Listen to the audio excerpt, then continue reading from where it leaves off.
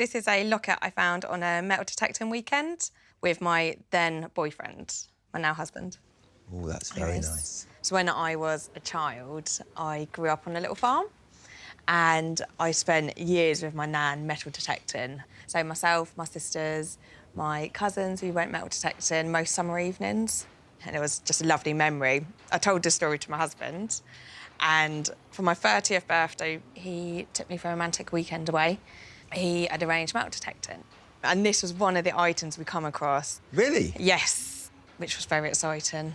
But then we carried on, and they sort of veered me down one part of the field. When you hear the beeping noise, you get the bars and you start digging, and I saw this little tin box, and in there was my engagement ring. He had actually arranged for the ring to be buried in the ground.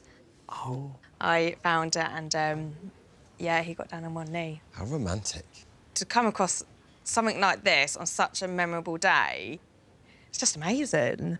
Well, it's really pretty. Thank you. The markings on it are absolutely beautiful.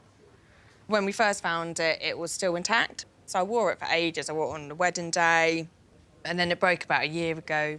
I was upset when it was finally snapped in half. Yeah. It means a lot to me. Rich is itching to get down. I am Go on, itching mate. to have a look at this. Get Oh, please, Rich. And it's really delicate. It's amazing really thin. detail. It'd mean so much. Just to wear it again all the time. To be able to hand that down to my daughter would be amazing. Yes. Do you think it's possible? Let me try. Amazing.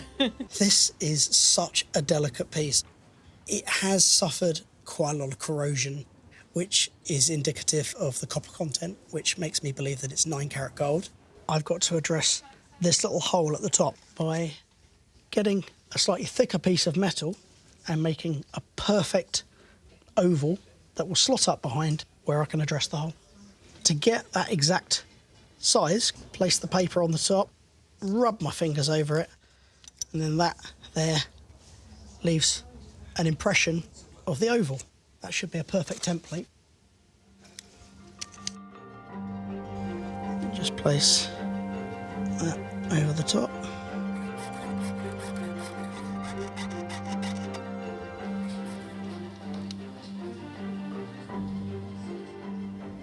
So that plate is now fitting quite beautifully in the back there. Now if I just turn that over, just take this hole and I just put a very, very fine permanent marker. This little area here is the same dimensions as the hole we've got. Now it's my hope that I'm going to be able to build a little ridge on here that's going to poke up and will hopefully fill that void nice and flush. And that'll be the repair to the decorative part of the front done. Looks like it's going to fill it quite nicely. I'm just going to have to do a little bit of very fine engraving work to sort of mimic the pattern. And my hope is once that's done, it will look like there was never a piece missing.